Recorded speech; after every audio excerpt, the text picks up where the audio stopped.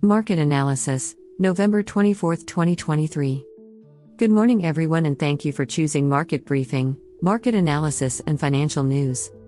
Every day, our goal is to provide you with a thorough and knowledgeable analysis of the most relevant financial news to help you navigate the complex economic landscape. Let's begin our daily review. Asian markets are set for a mixed open today following a U.S. market closure yesterday for Thanksgiving. Without strong cues from Wall Street, investors are instead positioning around developments in China property, oil, and global economic indicators. Starting with China, property developer stocks saw their best day in nearly a year yesterday, surging close to 9% in a broad rally. This extends their rebound this week amid reports that Chinese banks may soon be allowed to offer unsecured short-term loans to qualified real estate firms.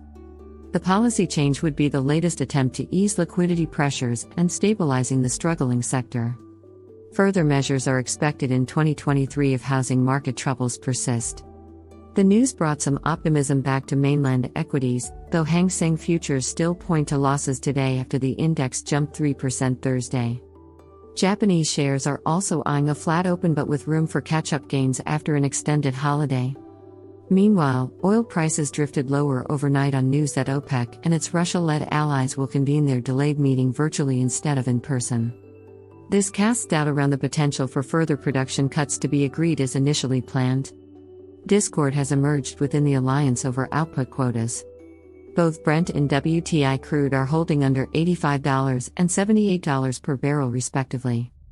Recession fears continue to weigh on energy markets amid aggressive rate hikes worldwide, while China's strict zero-COVID policy has also hit demand outlooks. In currency markets, the US dollar edged down Thursday with gains against other majors like the euro, sterling and Aussie dollar. Some analysts say consolidation around current levels could occur near term. U.S. cash bonds also sold off slightly despite low holiday volumes, nudging yields higher across the curve. Today's Asia session brings several economic updates, including Japanese inflation metrics and manufacturing activity data for November. We'll also get money supply growth and consumer price figures from Malaysia and an expected rate cut by Sri Lanka's central bank. Looking ahead to tomorrow, all eyes turn back to U.S. markets after their closure. Key Purchasing Managers Index releases are due that will offer the latest look at manufacturing and services sector health. This comes on the heels of October's cooling CPI data that stirred hopes of a Fed pivot.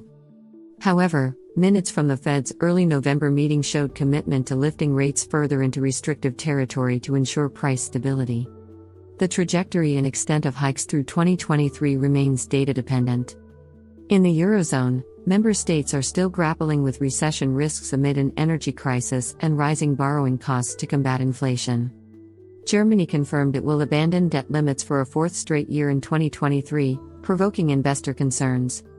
Finally, in the UK, Barclays Bank is said to be exploring substantial cost cuts over the next few years, potentially impacting thousands of jobs. This forms part of new CEO CS Venkatakrishnan's strategy to boost shareholder returns through share buybacks.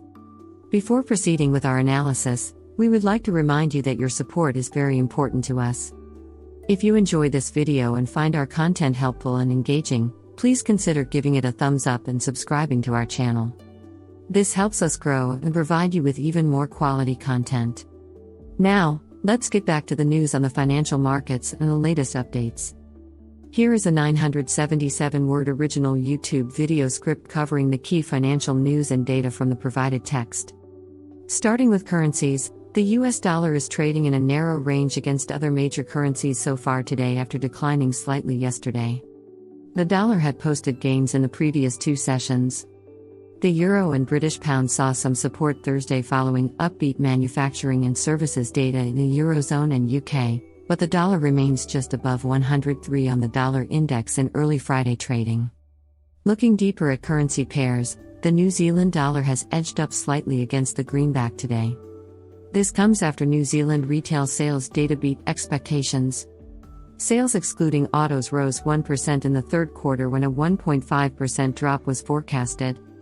The yen, meanwhile, has rebounded a bit from earlier losses that came as Japan's Jibun Bank manufacturing PMI dropped to 48.1 in November. That signals contraction as it slips below the 50 mark. On the inflation front, Japan's national CPI accelerated to 3.3% annually in October, up from 3% in September. Now over to the euro. It continues to trade sideways above $1.09 ahead of a speech from ECB President Christine Lagarde later today. Significant new policy commentary is not expected, but the euro could see some movement depending on her tone and remarks. We'll also get new data on German business sentiment. Sterling is taking a breather below $1.2550 today after touching multi-week highs above 1.2570 yesterday. Traders continue to closely monitor Brexit headlines in addition to economic data. In other asset classes, gold is holding steady around $1,990 per ounce, showing little change from yesterday's close. Shifting focus to equities, stocks and bonds in the U.S. will close early today amid the Thanksgiving holiday weekend. Yesterday saw lower volumes across financial markets. Next week will bring key economic data that could spur more action. For stocks specifically, attention remains on Fed policy and guidance for 2023 rate hikes given recent signals of slower inflation in October. Minutes from the Fed's November meeting showed interest in moderating the pace of hikes soon to allow time to evaluate the impacts on the economy. However, rates are still expected to rise further into restrictive territory in the Fed's fight against high inflation. In corporate news, shares of major U.S. retailer Nordstrom jumped 12% in extended trading yesterday after reporting strong Q3 results and raising its profit outlook. The high-end department store chain saw robust demand amid a return to pre-pandemic shopping behavior. Online sales also grew despite inflationary pressures. Nordstrom's performance bodes well for U.S. holiday retail sales this season. Wrapping up with oil, crude prices are extending losses today, with Brent crude dipping near $85 per barrel and WTI crude hovering below $78. Recession fears continue to pressure the energy complex as central banks maintain aggressive policy tightening. COVID outbreaks in China are also dampening the demand outlook. In conclusion, we'd like to thank you for watching Market Briefing, market analysis, and financial news. If you enjoyed our insights and found the information helpful, please consider leaving a like and subscribing to our channel to stay updated with future analyses. Thank you again for your support, and we'll see you soon with more interesting news. Remember, the information in this video is purely informational and does not constitute investment advice. Always consult with a professional before making financial decisions.